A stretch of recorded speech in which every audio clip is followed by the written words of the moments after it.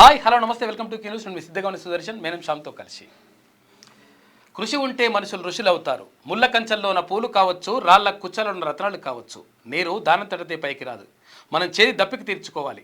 పరిపాలనా కళ్యాణం బిగించకపోతే వ్యవస్థ అస్తవ్యస్తమవుతుంది. పాడలేని వాడు గాయకుడగుట, ఆడలేని వాడు క్రీడాకారుడగుట అటువంటిది కాదు కావాల్సింది. ఇప్పుడు అంటే స్ఫూర్తినిచ్చేటువంటి కథతో ముందుకొచ్చింది క్యూన్యూస్. ఇప్పుడు దీప్తి జీవాంజీ గురించి ఇప్పుడు తెలుగు రాష్ట్రాల్లో మారుమోగుతూ ఉంది. భారతదేశం మొత్తం కూడా అంటే 400 మీటర్ల పరుగు పందెంలో ఒక విజయాన్ని సొంతం చేసుకొని ప్రపంచంలో రికార్డును నెలకొల్పడంతో పాటు భారతదేశానికి ఆ విభాగంలో ఏకైక మెడల్ని అందించినటువంటి ఘనత దీప్తి జీవాంజీది. అయితే దీప్తి జీవాంజీ ఎవరు? అసలు దీప్తి జీవాంజీ గురించి మాట్లాడాల్సిన అవసరం ఏముంది? నిజంగా ఆమె అంత గొప్ప మనిషా? నిజంగా అసలు ఎందుకు అసలు యాక్చువల్గా ఆమె బ్యాక్గ్రౌండ్ ఏంది, వాళ్ళ ఊరేంది, పేరేంది, కథ ఏంది అని చెప్పేసి తెలుసుకోవాలని చెప్పేసి చాలామందికి ఉంటుంది.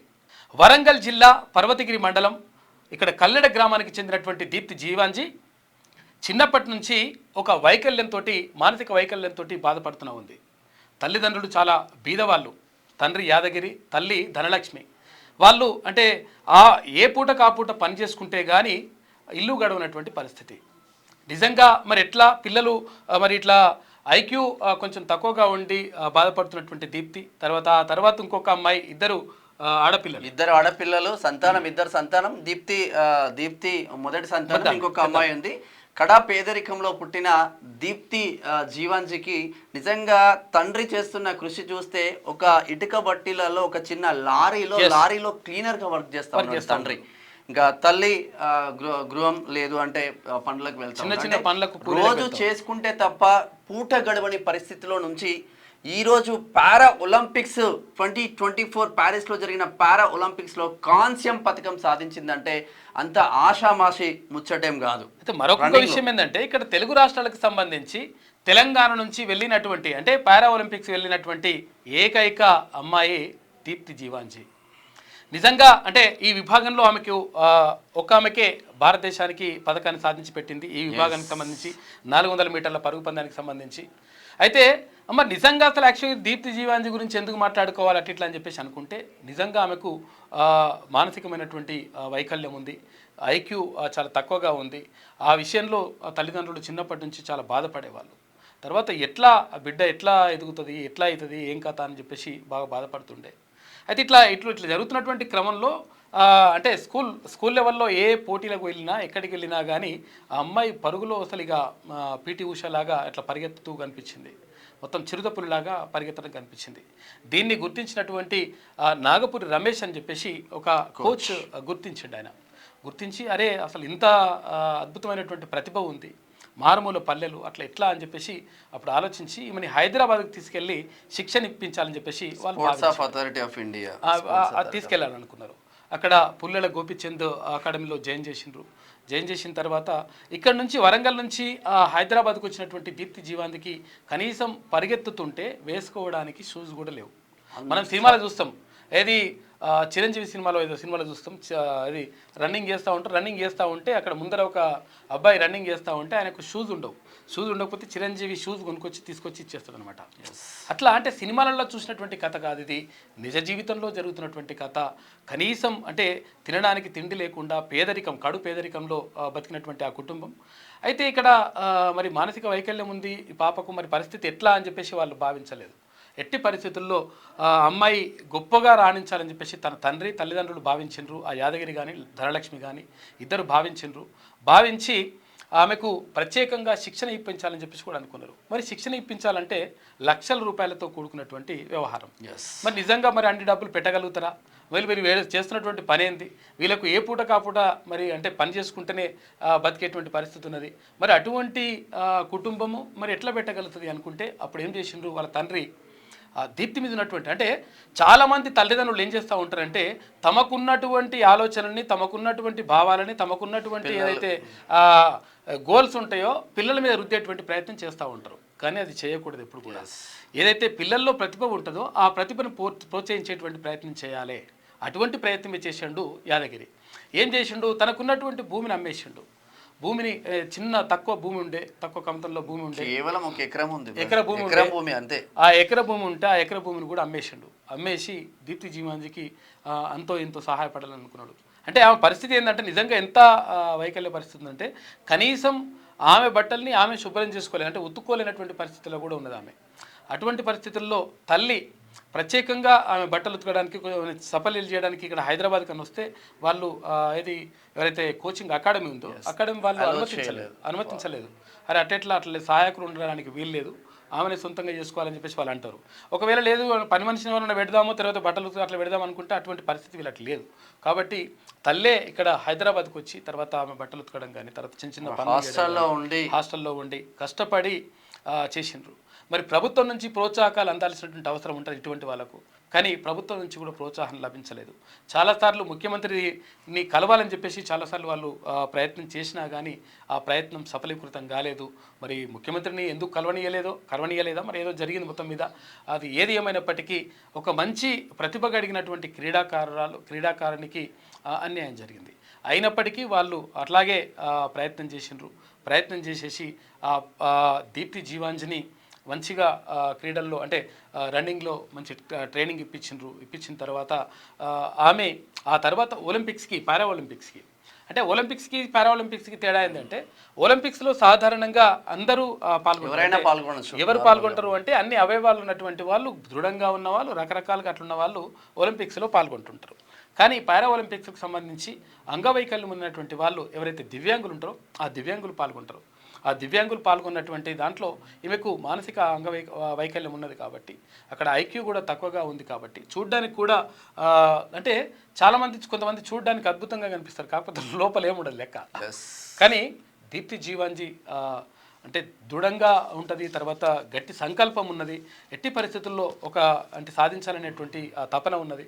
అంటే వాళ్ళ కోచ్ చెప్తాడు ఒకసారి, అంటే ఈ పారా ఒలింపిక్స్లో ఇట్లా సాధించిన తర్వాత వాళ్ళ కోచ్ అంటాడు, అంటే ఈ పాపకి మేము ట్రైనింగ్ ఇచ్చేటప్పుడు తర్వాత మొత్తం వర్కౌట్ చేస్తూ ఉంది, రన్నింగ్ చేస్తూ ఉంటుంది, కనీసం నాకు పెయిన్ వస్తుంది, నాకు ఇట్లా బాధ కలుగుతుంది అని కూడా చెప్పలేనటువంటి అంత బాధలో ఆ స్థితిలో ఉంటుంది ఆమె.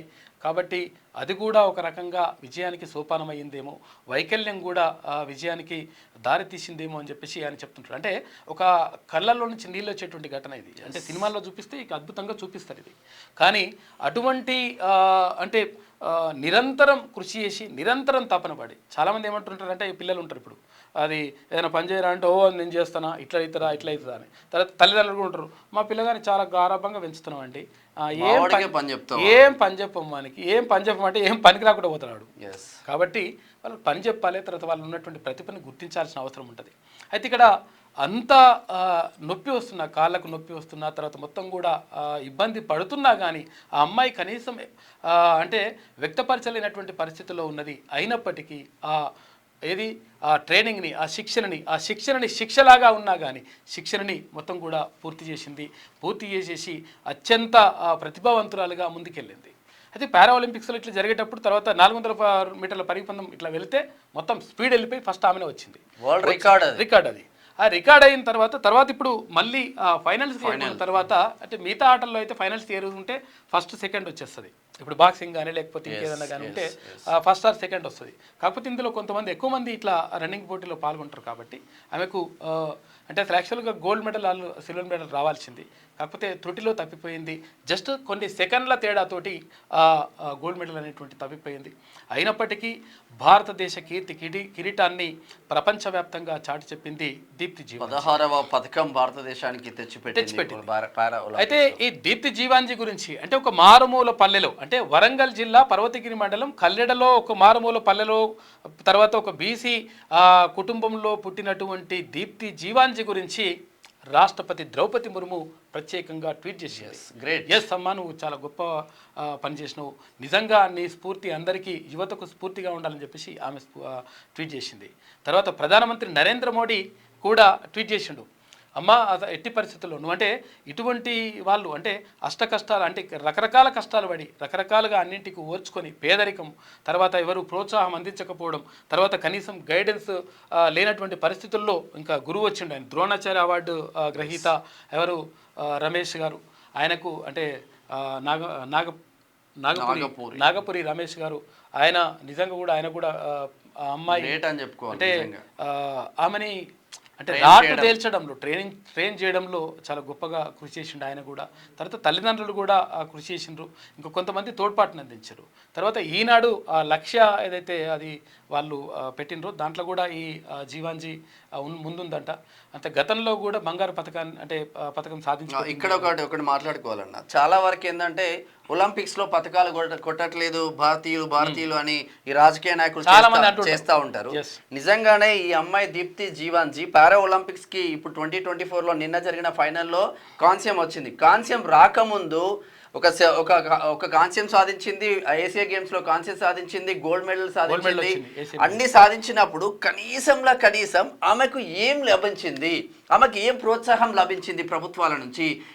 ఏ పథకం కొట్టినా కూడా కనీసం తినడానికి తిండి లేని పరిస్థితులు ఇక్కడ అథ్లెట్లకు ఉన్నాయి. అంటే ఇంకా సాధించమంటే ఏం సాధిస్తారు? కాబట్టి అసలు విషయం ఏంటంటే అంటే చాలా మంది అదే క్రికెటర్ ఇది కొంతమందికి నచ్చకపోవచ్చు, నచ్చకపోయినా నచ్చినా ఇది వాస్తవం. కొంచెం అందంగా కనిపించి కొంచెం మంచి అట్లా మంచి సామాజిక వర్గం ఉండి కొంచెం అటు ఇటు కనిపిస్తే అటువంటి వాళ్లకు ప్రోత్సాహకాలు రకరకాలుగా కోట్ల రూపాయలు, తర్వాత భూములు, జాగలు, ఇవన్నీ కథలన్నీ జాబ్స్ కూడా ఇస్తున్నారు. అయితే 100% నిజంగా అంత పరిస్థితుల్లో ఉండి ఆమె అంటే వైకల్యం ఉన్నా కానీ ఆ వైకల్యాన్ని అధిగమించి ప్రపంచ స్థాయిలో భారతదేశ కీర్తి పతాకాన్ని ఎగరేసినటువంటి దీప్తి జీవాంజీకి సంబంధించి గ్రూప్ 1 జాబ్ ఇవ్వాల్సినటువంటి అవసరం ఉన్నది. డిఎస్పీనా లేకపోతే డిప్యూటీ కలెక్టరా అటువంటి జాబు ఇచ్చేటువంటి అవకాశం ముఖ్యమంత్రి చేతిలో ఉంటుంది. ముఖ్యమంత్రికి అధికారం ఉంటుంది కాబట్టి ముఖ్యమంత్రి దానిపైన ఆలోచించాలి. తర్వాత ఒక 500 గజాల స్థలాన్ని క్రికెటర్స్ కి 600 గజాల స్థలము హైదరాబాద్ లో బంజారాహిల్స్ లో స్థలం ఇస్తున్నారు. తర్వాత 2 కోట్ల రూపాయల వరకు గతంలో ఎవరు ఇప్పుడు ఆమె సోనియా మిర్జా ఈ సానియా మిర్జా ఏమైంది, ఆమె మంచిగా ఆడుతుందని చెప్పేసి ఆమె తీసుకొచ్చి 2 కోట్ల రూపాయలు ఇచ్చిండ్రు. తర్వాత తెలంగాణ బ్రాండ్ అంబాసిడర్ పెడితే ఆమె పోయి పాకిస్తాన్లో పడ్డది. తర్వాత మళ్ళీ అయిందంటే తర్వాత ఆ విషయం పక్కకు పెట్టింది, మనం ప్రతిభను మాత్రమే గుర్తిస్తున్నాం. ఆ మిగతా విషయాలు మనం పక్కకు పెట్టేస్తున్నాం. కానీ అంటే పాకిస్తాన్కి వెళ్ళినటువంటి ఎవరు సానియా మిర్జాకు 2 కోట్ల రూపాయలు గత గవర్నమెంట్ ప్రకటించింది, తర్వాత ఇచ్చింది. తర్వాత చాలా మంది క్రీడాకారులు ఇప్పుడు రీసెంట్లీ మొహమ్మద్ సిరాజ్ కి ఇచ్చిళ్ళు, నిఖత్ జరీన్ కి ఇచ్చిళ్ళు. సరే వీళ్ళతో పాటు ఇక్కడ దీప్తి 100% తెలంగాణ నుంచి వెళ్ళినటువంటి ఏకైక యువతి కాబట్టి అంగవైకల్యాన్ని అధిగమించి తర్వాత ఇంకేంటంటే చాలా మంది యువతకు స్ఫూర్తి దీప్తి. ఎందుకంటే చాలా మంది అన్నీ ఉన్నా కానీ నాకు ఏదో లేదని చెప్పేసి రకరకాలు చేసుకుంటా ఆడు 10వ తరగతిలో ఫెయిల్ అయితే సూసైడ్ అటెంప్ట్ చేస్తుంటాడు ఒక్కొక్కడు. ఫెయిల్ అయితే పోయేది ఆయన. సచిన్ టెండూల్కర్ ఫెయిల్ కాలే, ఎంత పెద్ద స్థాయిలో ఉన్నాడు సచిన్ టెండూల్కర్ ఎన్నిసార్లు. అది కాబట్టి ఇటువంటి వాళ్లకు ప్రోత్సాహం చిన్నప్పటి నుంచి అంగవైకల్యంలో పుట్టిన తన రూపురేఖలు కోతి ఆకారంలో ఉన్నా కూడా ఊరు వాళ్ళందరూ అట్లాని అవహేళన చేసినా గానీ వాటన్నిటిని కూడా తట్టుకొని ఈరోజు భారతదేశ ప్రతిష్ట ఎక్కడికి తీసుకెళ్ళింది, ప్రపంచ స్థాయికి భారతదేశ ప్రతిష్ట తీసుకెళ్ళింది దీప్తి జీవాంజీ. ఇప్పుడు ఒక మారుమూల పల్లెలు ఉన్నటువంటి ఒక దీప్తి జీవాంజీ గురించి ఇవాళ మనం మాట్లాడుకుంటున్నాం అంటే మనం కాదు, ప్రపంచవ్యాప్తంగా మాట్లాడుకుంటున్నారు. భారతదేశం మొత్తం కూడా మాట్లాడుకుంటా ఉంది. ఎందుకు మాట్లాడుకుంటుంది అంటే ఆమెలో ఉన్నటువంటి ప్రతిభ, ఆమె చేసినటువంటి కృషి, ఆమె చేసినటువంటి ఏదైతే లక్ష్య సాధన కోసం ఆమె చేసినటువంటి కఠోర శ్రమ ఏదైతే ఉందో ఈరోజు ఆమెని ఆ గొప్ప స్థాయిలో నిలబెట్టింది. తర్వాత కుటుంబం యొక్క ఆర్థిక పరిస్థితి కూడా మెరుగుపడే విధంగా చేసింది. కొంతవరకు ఆ తర్వాత ఈయన భూమి అమ్ముకున్న తర్వాత అంటే తండ్రి యాదగిరి ఉన్నటువంటి ఎకర భూమిని అమ్ముకున్న తర్వాత కూడా ఆమె ఎవరు మున్నూరు కాపు సామాజిక వర్గానికి చెందినటువంటి యువతి. ఆమె నిజంగా అంటే కడు పేదరికంలో ఉండే తర్వాత అంటే వాళ్ళు అంటే భూమి దున్నుకుని తర్వాత ఆ పంట పొలం ఏమన్నా వేసుకుంటే తప్ప బతకలేనటువంటి పరిస్థితిలో ఉన్నటువంటి ఎకర భూమి ఉంది కాబట్టి ఆ ఎకర భూమి కూడా అమ్మేసిండ్రు కాబట్టి కూలి పనులు పోతా ఉన్నారు. అటువంటి కుటుంబం నుంచి వచ్చినటువంటి ఆ బిడ్డ 100% ఇంత గొప్ప స్థాయికి రావడం మొత్తం నిజంగా కూడా ఒక గొప్ప విషయం. మనము అంటే రాష్ట్రం గర్వించదగ్గ విషయం, రాష్ట్రమే కాదు దేశం గర్వించదగ్గ విషయం. ఎందుకంటే ఇప్పటి వరకు 1960లో పారా ఒలింపిక్స్ స్టార్ట్ అయినాయి. 1960లో పారాలింపిక్స్ స్టార్ట్ అయితే 1972లో మొట్టమొదటి పథకం భారతదేశానికి వచ్చింది.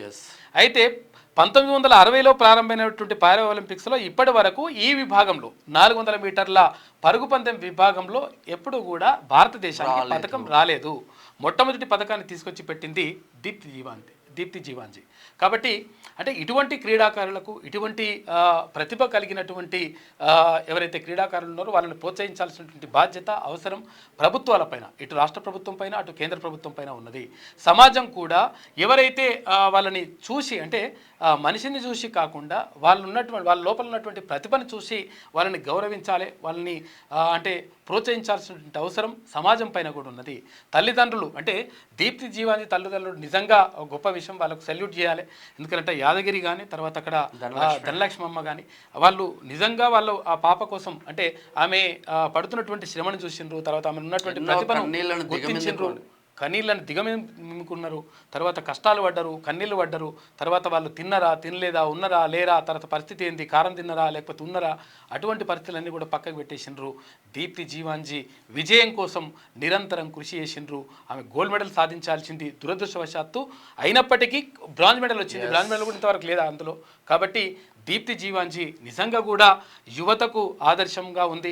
తర్వాత ఆమెని స్ఫూర్తిగా తీసుకోవాల్సినటువంటి అవసరం యువత అందరికీ కూడా ఉంది. చాలామంది ఏం చేస్తుంటారంటే సెల్ ఫోన్లలో ఉంటాడు, వాడు ఏం చేస్తున్నావు అంటే నేను అది చూస్తున్నా ఇది చూస్తున్నా అని చెప్పేసి ఇదొకటి.